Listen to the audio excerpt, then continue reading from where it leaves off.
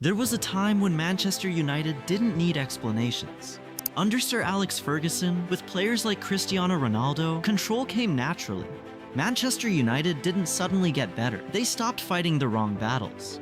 For years, the problem wasn't tactics, it was behavior. The spacing felt off, the decisions arrived late, the reactions came before the triggers. At Old Trafford, the crowd saw effort but not conviction, possession but not control, structure without belief. And then something changed. Not a signing, not a formation, not a miracle run. The way United waited changed. The way they stepped changed. The way they handled pressure changed. This isn't a story about a rebuild, it's about the moment Manchester United stopped arguing with itself, and once that happens, the game looks completely different. This is Manchester United we're talking about. This is Manchester United we're talking about. It's Manchester United we're talking about. We're talking about Manchester United.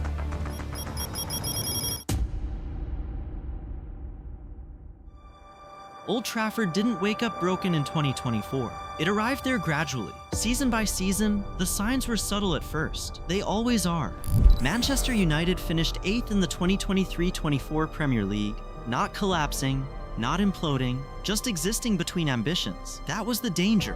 United still won matches, still filled the stadium, still spoke the language of a big club, but the football had lost urgency. Movements came half a second late. Pressing triggers were followed, not believed in. Erik ten Hag wasn't losing because his ideas suddenly failed. He was losing because the club no longer knew what those ideas were supposed to preserve. Was the press meant to suffocate or simply to show intent?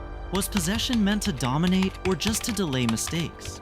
Those questions were never answered, so the team played in between. United pressed without conviction, built without intention, defended without reference points. Nothing broke, everything loosened. You could feel it on European nights, on domestic afternoons against mid-table sides, moments when United had the ball and nobody moved. The stadium noticed before the table reflected it. Old Trafford has seen decline before. It has accepted defeat. What it has never tolerated is confusion. By the time the 2024-25 season began, the tension had shifted, results still mattered, but they were no longer the argument. Identity was, what does this team do under pressure? What does it protect when space opens? What does it trust when the game becomes unstable? Once identity becomes the question, every decision accelerates, lineups feel heavier, substitutions feel louder, losses feel terminal. Ten Hag's dismissal wasn't dramatic, it was administrative. A recognition that the problem was no longer form, it was direction. But replacing him didn't resolve the crisis, it made it visible. By November 2024, Manchester United were stuck in the bottom half. The league table was uncomfortable. The data was unforgiving. They were conceding over 1.7 expected goals per match. Only 3 Premier League teams allowed more shots inside their own box. That wasn't a bad run, that was a pattern. Transitions weren't an occasional flaw, they were the default state of the match. Every time United lost the ball, space opened immediately, not because players were slow, because positions were wrong. The average defensive line dropped nearly 6 meters compared to the previous season, not as part of a deeper block, not as a compact retreat. It dropped instinctively, before danger arrived. Fear isn't always visible. Sometimes it shows up in starting positions. Possession numbers still looked respectable, usually between 52 and 55%. Enough to suggest control, enough to delay criticism. But possession without progression is camouflage. United circulated the ball, they didn't move opponents. Pass maps told the truth, the highlights avoided. Heavy volume between center backs, early touches for fullbacks, isolated near the touchline, midfielders positioned safely behind pressure, never between lines. The ball kept moving, the game didn't. Opponents adjusted quickly. They didn't press high, they didn't gamble, they waited. They allowed United to build slowly, to settle into clean but harmless shapes, to convince themselves the game was under control. Then they attacked the first disconnection. United weren't being overrun, they weren't being dominated, they were being managed. This wasn't bad luck. It wasn't individual mistakes stacking up. It was a system that rewarded safety over threat, circulation over incision, order over intent. And once the numbers made that impossible to deny, the illusion collapsed. That's when the club realized the problem wasn't form, it was design. And that realization forced a decision no table position alone ever could. Ruben Amorim arrived with clarity. That was the attraction. Manchester United didn't hire him for inspiration, they hired him for definition. At Sporting CP, Amorim's 3-4-3 was never flexible, it was exact. A back 3 holding width, not retreating, a double pivot staggered vertically, never flat. Wingbacks responsible for height, not touches.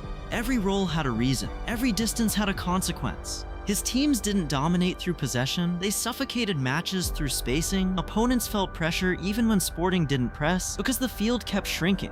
But Old Trafford isn't Lisbon, and this squad wasn't built for synchrony.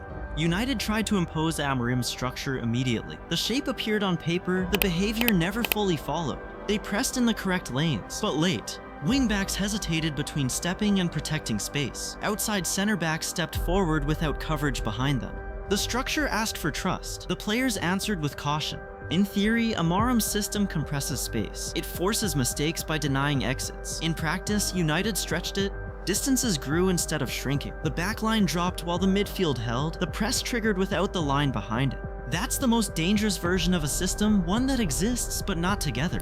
The numbers reflected it immediately. United conceded fewer shots overall, but the quality of chances increased. Fewer attempts, closer to goal, with fewer defenders involved. That pattern never belongs to bad luck. It belongs to half-installed ideas.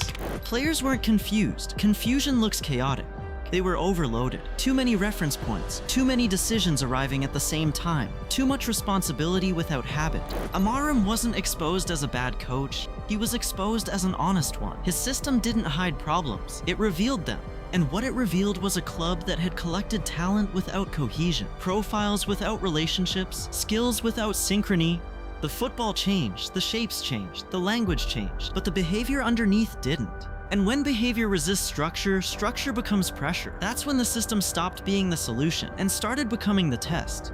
The summer signings changed the mood immediately. Not the structure, the mood. For the first time in months, anticipation replaced relief. Brian Mbeumo embodied that shift.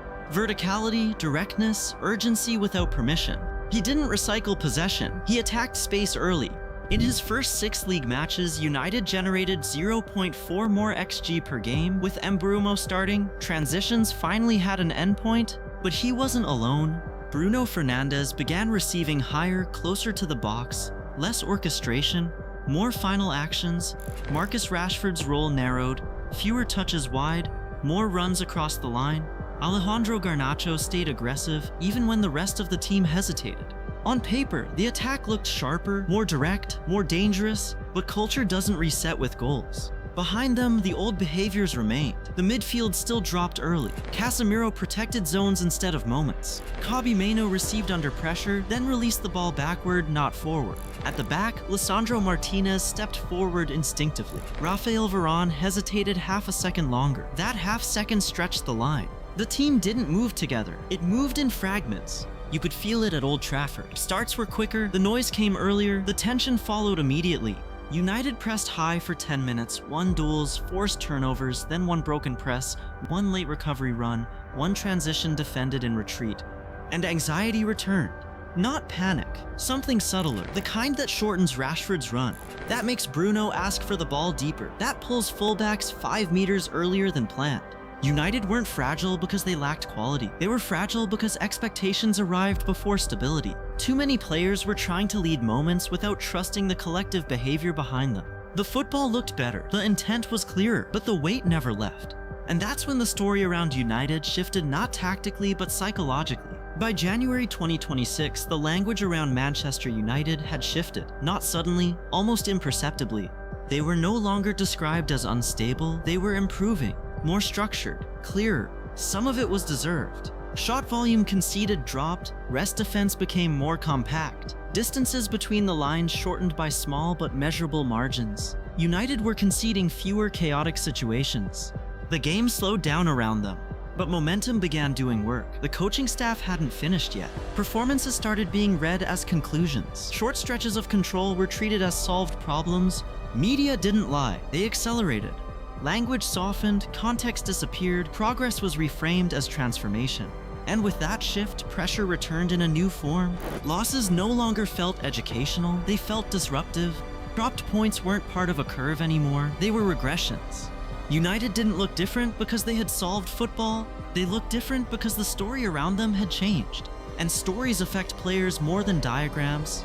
They alter risk tolerance, they influence timing, they decide whether a pass is played forward or recycled. You could see it in the details, midfielders choosing control over incision, defenders delaying steps to avoid exposure, forwards checking runs to stay connected to shape. The team began managing perception as much as space, That's the most fragile phase of any rebuild, when belief outruns habit, when expectation arrives before certainty. Progress hadn't disappeared, it had become delicate. And in moments like that, clubs rarely announce decisions.